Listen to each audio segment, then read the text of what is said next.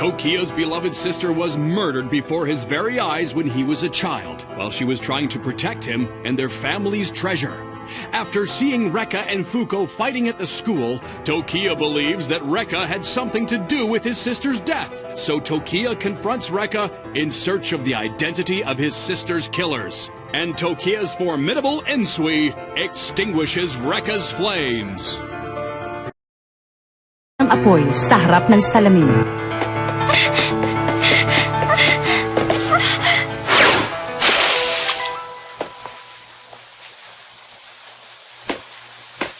Kamukha mo siya.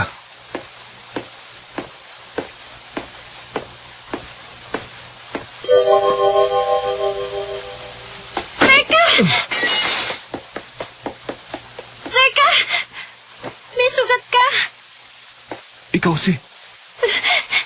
Hindi ko naiintindihan kung bakit nagawa mo ang bagay na ito. Wala ka ba man lang nararamdamang awa para sa kanya?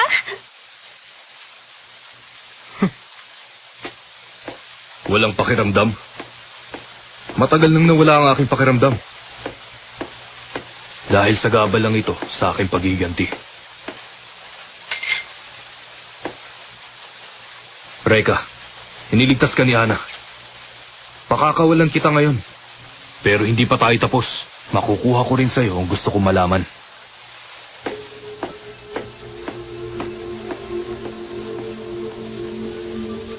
Rekka, Ang labo naman. huwag ka muna magsalita.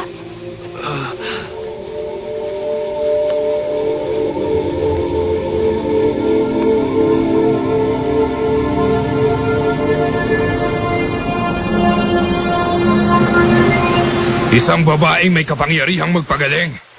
Iniimbestigahan ko na ang sinasabi nilang babaeng nagpapagaling. May palagay akong siya na nga ang babaeng yun. Siya nga.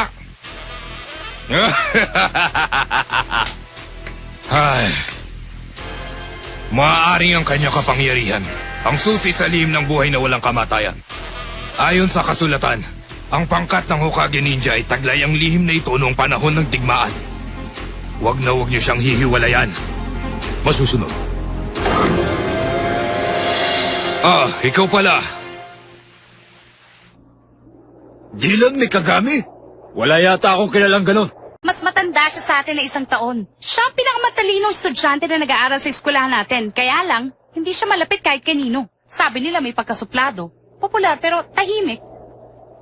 Eh bakit naman gusto ng taong yung saktan si Rekka? May hawak din siyang mahiwagang sandata na kung tawagin ay Ensui. Ensui? Eh baka pakalanan naman to ni Emma. Malamang. Kung gusto mo, Rekka, pagtulong-tulungan natin yung tao yon para naman madala. Imposible. Masyado siyang malakas. Huwag mong sabing natatakot ka, ha? Hindi maganda yung inaasal mo. Paano na lang yung pangako mo kay Ana? Nakalimutan mo na ba? Rekka man, punch! Hindi na po ako uulit! Pagkatapos, hindi na muling ginambala ng salamangkero sina Rekka at ang prinsesa. At sila'y naging masaya na. O ano, nagustuhan niyo bang kwento ko sa inyo? Hindi ba man lang kayo nagandahan? Hindi pa ako pangit! Sorry, naku naman! Pinaghirapan ko pa naman to kagabi! Pangit naman talaga eh. Huh? Hi! Max, Ira, kanina pa ba kayo dyan? Si Rekka. Rekka, masama ba ang pakiramdam mo? Hindi. Kanina pa yan ganyan eh. Ang galing mo naman. Nag-aaral ka pa eh. Nagtuturo ka na ng mga bata. Mahilig kasi ako sa mga bata eh. Alam mo, ang ganda-ganda ng kwento mo kanina. Hindi maganda yun, ha? Bakit naman ako ang ginawa mong kontrabida? Siguro dahil sa pagbumukha mo. Ano? Hindi ba totoo naman, Rekka?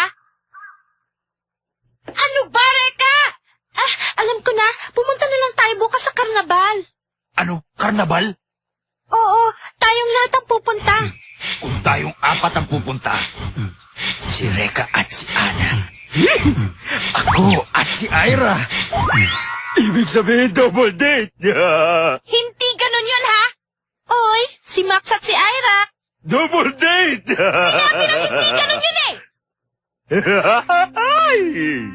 Paano nangyari yun? Iniwan ko siya kagabing sugatan. Tapos ngayon magaling na siya. Mapanganib ang taong ito. Teka, sandali! Huwag mong sabihin ngayon ka pa natatakot. Basta, sandali lang! Gusto ko na bumaba dito!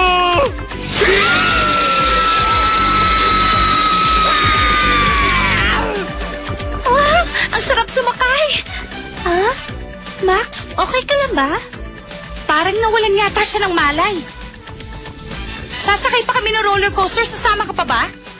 Baka himatayin uli ako eh. Ang laki mong tao, laki mo namang lampa. Reka, may dinaramdam ka ba? Hindi ka pa kasi sumasakay sa mga ride eh. Tara, sasakay kami sa roller coaster, sama ka sa amin. Sabi ko, ako ang tagapagligtas ng prinsesa. Ha? Pero ako ang laging inililigtas ng prinsesa. Ayun ba? Baliwala yun. Huwag mo isipin yun. Sandali, bibili lang ko ng maiinom natin. Kawawa naman si Reka. Dahil sa nangyari nung isang araw ay nalungkot siya. Ano kaya ang pwede kong gawin para mapasaya ko siya? Miss Ana Yanagi, Ha? Ang boses na yun. Di ba ikaw yung nakalaban ni Reka?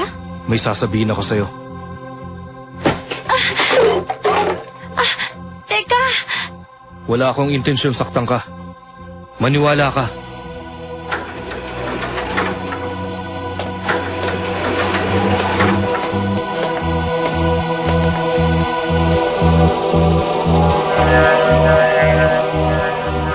Ilang sandali na lang at hahanapin ka na ni Reka.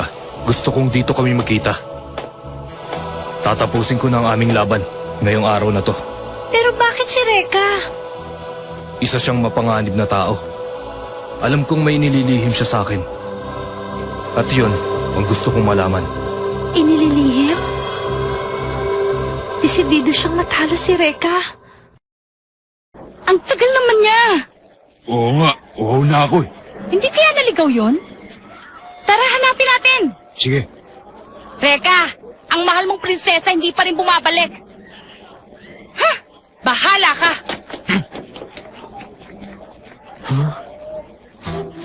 Sino siya? Siya ang nakatatanda kong kapatid. Pinatay siya nung kasing edad mo pa lang.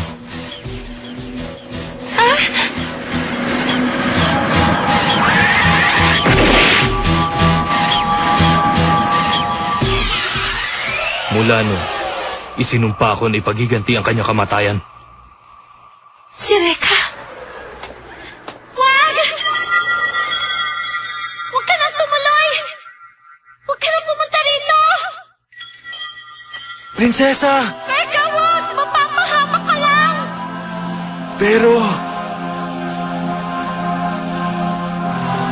Reka, wag! Pero nangako ako. Nangako ako na magiging ninja ng prinsesa. Reka, mapapahamak ka lang!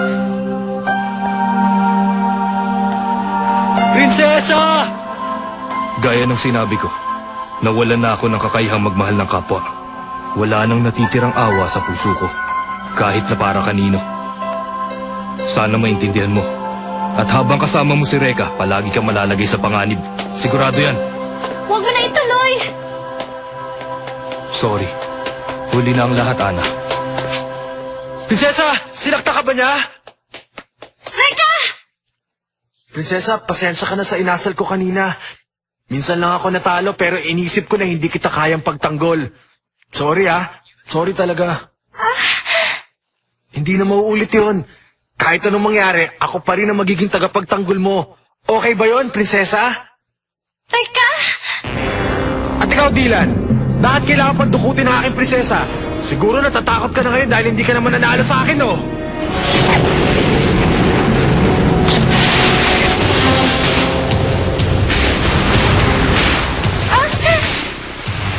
Tagapagtanggol mo yan.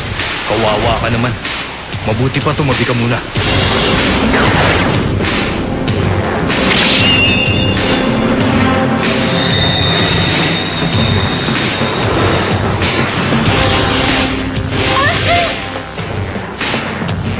Ilalabas ng aking insui ang tunay mong pagkatao. Tama ng daldal! Sisimulan ko na!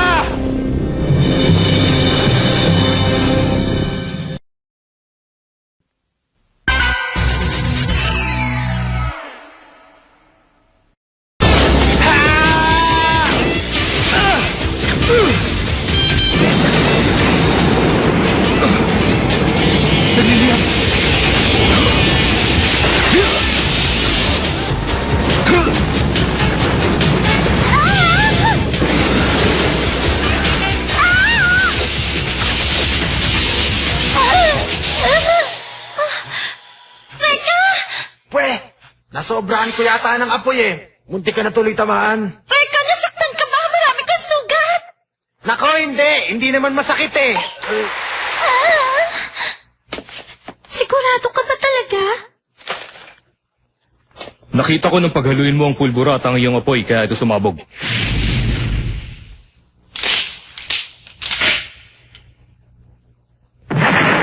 Akala mo siguro matalino ka na, ano? Ngayon, may lakas ka pa bang labanan ako? Gayong nasugatan ka na ng gusto ng mga bubog ng salamin? Reka! Ang dami niyong sugat! Sa bandila na sinasabi nyo? Ako naman ang harapin mo ngayon! Tignan natin ang lakas mo! Reka! Salamat. Pero hindi ko kailangan ng tulong nyo. Sarili kong laban ito. Akong bahala dito!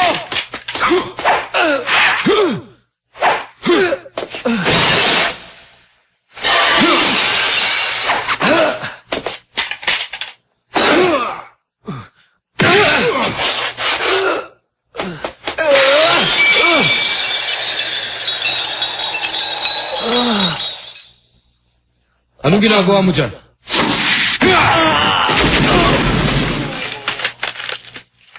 Kawawa ka naman. Hindi mo pala alam ang pagkakaiba ng totoo sa hindi. Mayabang. Baka mapahamak si Reka! Ay! Ano nangyari?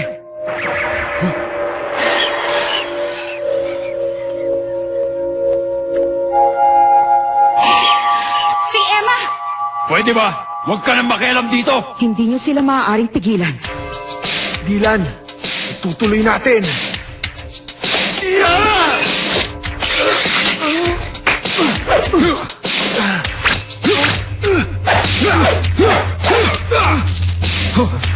Ito sa'yo!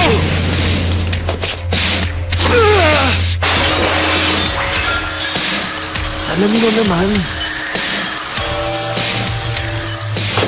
Paulit-ulit ka na lang. Hindi ka ba napapagod?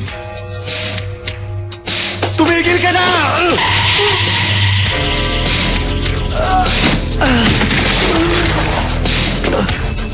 Bilib din naman ako sa lakas ng fighting spirit mo. Pero hindi pa rin ito sapat para may papanalo mo ang laban nito. Reka! Tulungan na natin siya. Emma! Nakikiusap ako sa'yo. Pagigilin mo na sila. Baka mapahamak pa si Reka.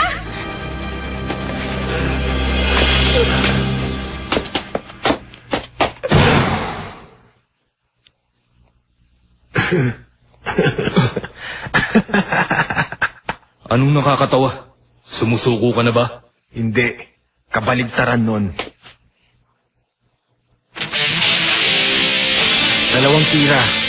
Dalawang tirahan na lahat matatalo na kita. Dalawang tirahan? Baka naman nagbibiro ka. O baka naman ang ibig mong sabihin ay 2 tira na lang ang kaya mong gawin. Patay, alam niya na pala.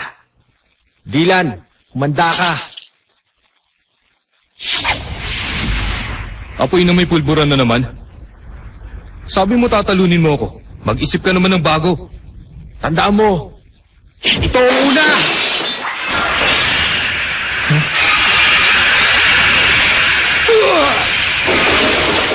Naiintindihan ko na. Ayaw niya maguluhan sa mga salamin kaya binasag niya ang mga ito. Kung mapipigilan ko ang 2 tira niya, siguradong may panalo pa ako. Nasaan na siya?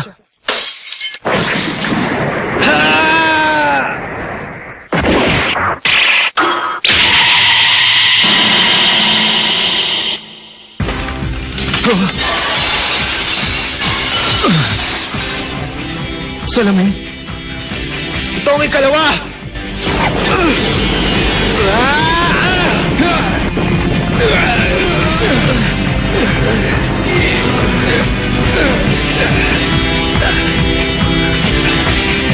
Milan, natatandaan ba yung sinabi mo na kayang patayin ng tubig ang apoy? Pero naisip mo ba na kayang pasingawin ng apoy ang tubig? Hanggang sa ito'y tuluyang mawala!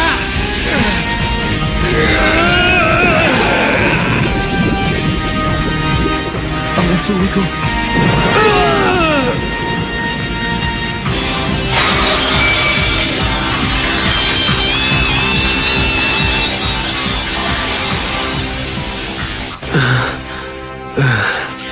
Ang galing!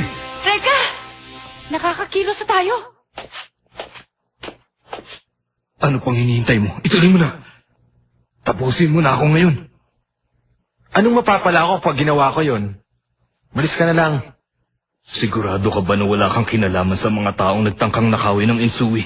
Sa mga taong pumatay sa kapatid ko? Patawarin niyo ko. Sabi ko na nga ba, ikaw may kagagawa nito eh. Ito lamang ang tanging nalalaman kong paraan upang lalo kong mapaghusay ang inyong kapangyarihan. Lalo mo paghusay? Pero bakit kailangan pag gawin yon? Dahil pagdating ng takdang panahon, may isa pa kayong makakalaban. Isa siyang ninja.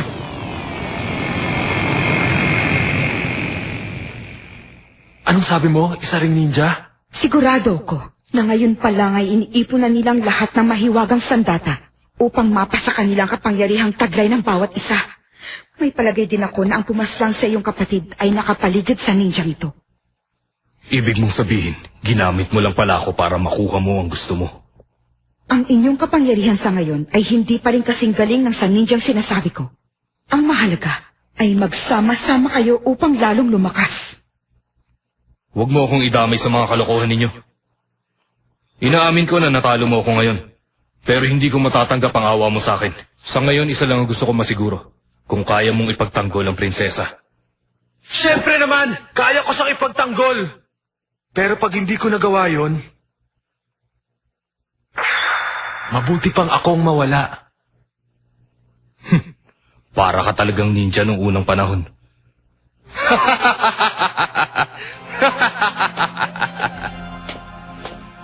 Tuparin mo ang ipinangako mo. Oo. Di mo na kailangan magpakamatay. Dahil pag nalaman ko na pinabayaan mo siya, ako na mismo magpapahirap sa'yo. Hanggang kamatayan. Puro ka daldal.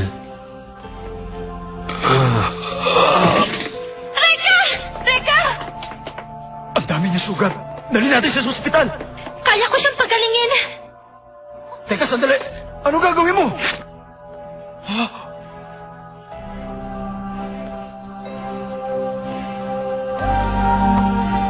Naghihilom ang lahat ng sugat ni Reka.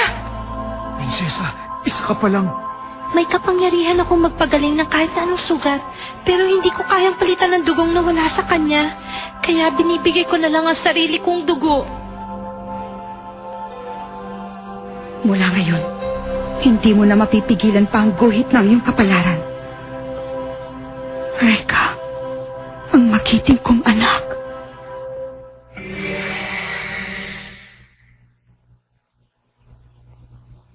Ito po ang nakalap kong impormasyon.